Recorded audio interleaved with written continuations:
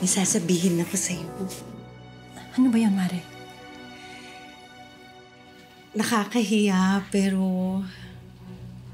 mangungutang sana ako sa'yo eh. Utang, as in, manghihiram ka ng pera sa akin.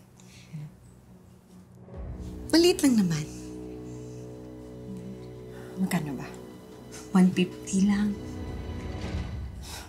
Sus naman, Mare. 150 lang pala eh. 150,000 pesos. Ano? 150,000? Mare, bakit naman lalaki? Saan mo naman gagamitin yung ganong kalaking halaga? Kasi gusto naming magsimula ng bago. Gusto sana naming magrenta sa palengke, magbukas ng pwesto doon. Siyempre, maliban sa mga gamit, kailangan namin ng initial supplies. Sige na, Mare. Babayaran ko rin naman agad kapag nakaluwag-luwag. Medyo malaki. Pero Mare, sigurado ka ba? May babalik mo ba agad yun? Ibabalik ko agad. Pangako.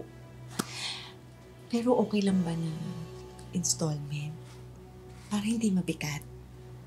Sige no. Kasi para sa inaanak mo rin naman, maawa ka sa kanya. Para sa future niya rin naman to eh.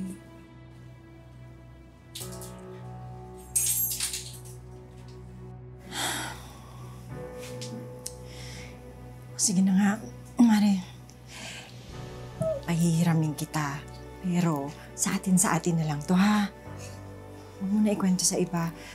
Tsaka kasi yung pera na ipahihiram ko sa'yo, manggagaling yun sa savings namin ni Alan. Manggagalit sa akin yung kapag malaman niya.